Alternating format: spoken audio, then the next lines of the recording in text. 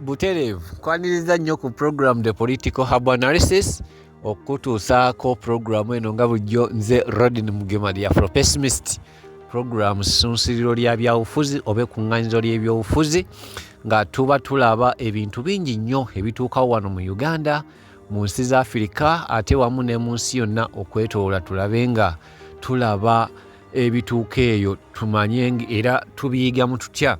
Mawulire mangi nnyo agali wano mu Uganda. Olina ekitongole ky'emmwanyi ekya UCDA, Parliament baagala kukigatta na Ministry ya Agriculture kwegaba naye mpozi eyo gye baagirira enzige eyo ne tulaba enzige ento n'enkulu anyway naye ng'ago mawulire gasaanikidde eggwanga mu Uganda wano ate nga mwabaddemu n'ebigambo ebiteeberezebwa okubanga byawulayawula mu mawanga wakati w'ababaka abava mu kabondo ka Buganda Caucus ne Speaker nannyini ntebe Anita Amongo. Amawulire agali ebweru w'eggwanga, amawulire agafaayo, ekyamazima kiri nti Israeli etuukirizza kyeyagamba erumbye Iran egikubye awabi military installations ebikubye naye nga efiiddwa abasirikale babadde babiri. Iran naye esuubizza okwanukula. Waliwo n'omuduumizi amyuka omuduumizi w'eggye lya IGRC mu ggwanga erya Iran naye yattiddwa.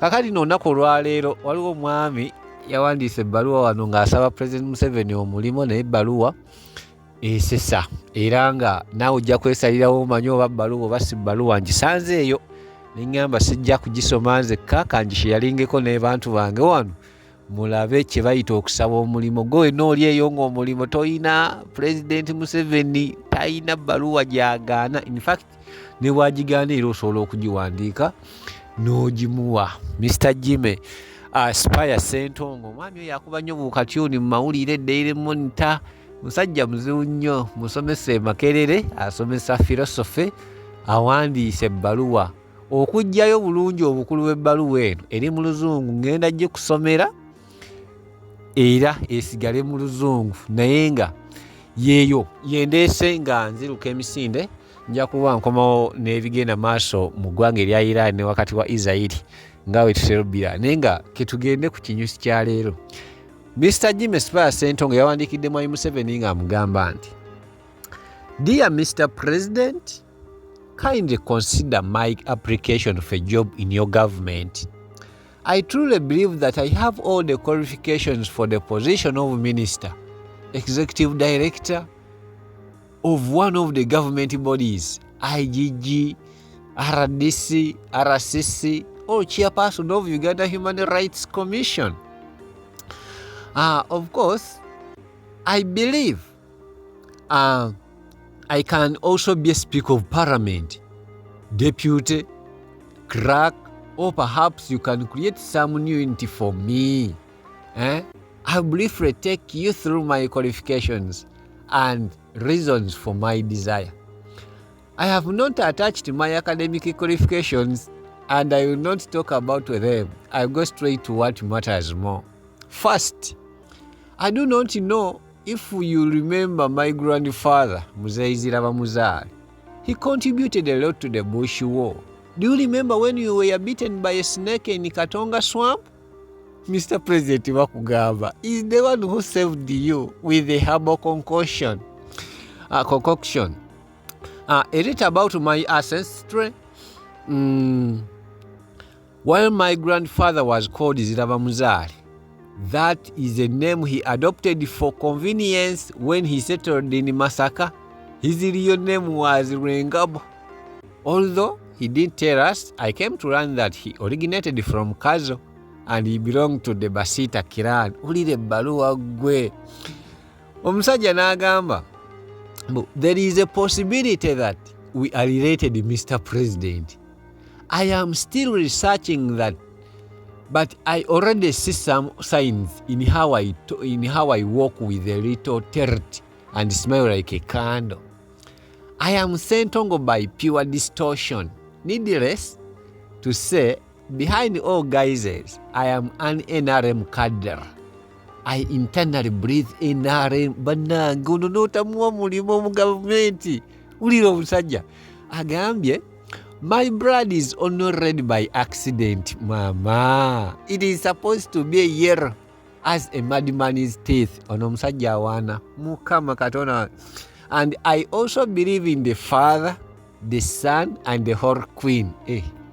Katata kyosizaamu. He believes in the Father, the Son, and the whole Queen. Ani Queen wa Uganda. I definitely understand the Trinity, and wherever its blood flows to bestow special status. In that order, I can be something too. I can be Angel Michael. Mukama. If the position is not yet taken. Agamba, I can be even Angel Gabriel to bring you the good news of opponents successfully imprisoned. Doesn't even need influencers. At Uganda Fuse Heaven. I can be John the Baptist to announce the coming of the Son. Tawanga Agamba Muhoz onto the throne designed for the Father's special blood. Good, Museveni's, Heaven's. I need a tight hug and no judgment. There is a bit of a dent on me, but I believe there is room for all of us in your house. Besides, by that dent, I could be some of yous. I have a history of long fingers, a bit of a thief.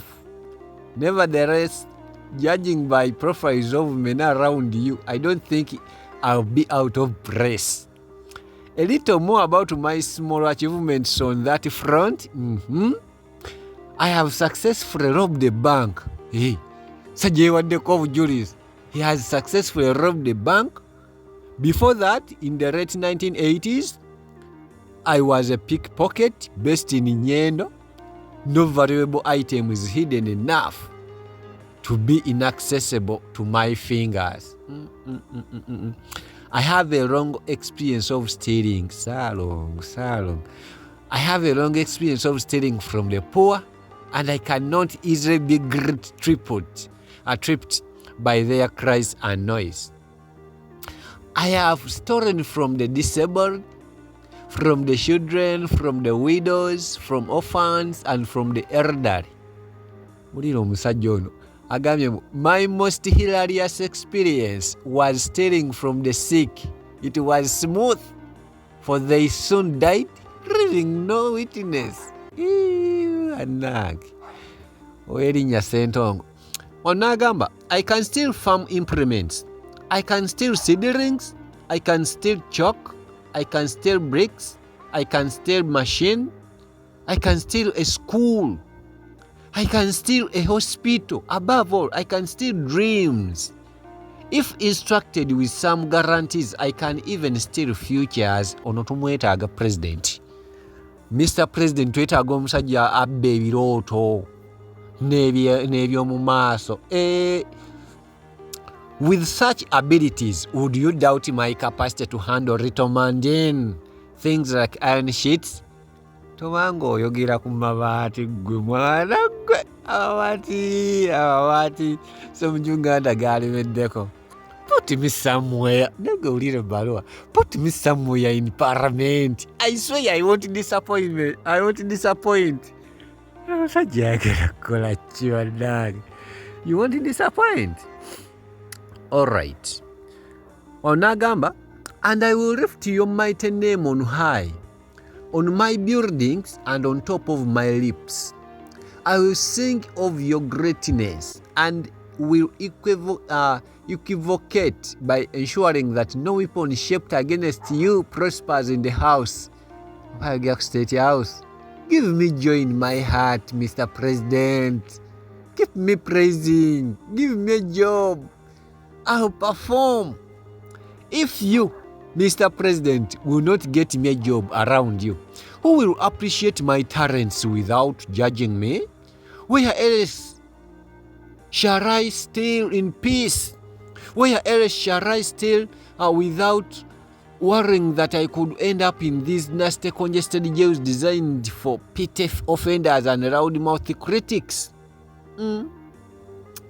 Where else shall I be promoted in appreciation of my thieving merits? tobanga otegeeza byentegedde. Where else shall I be patriotically appreciated that what I still ends up in the Ugandan economy? If you, Mr. President, marked our guilt, who would survive? If your limitless wisdom, you have understood that if you punish all thieves around you, the country will collapse. You have resisted the foolish advice of those agents of foreign interests who are urging you to fight corruption. They wish us no good, Mazima, and are clearly deficient in ideology. Thanks for crushing Betty Kamya's nonsense of lifestyle audits. Who gives her the audacity to poke her nose into our malls, factories and apartments?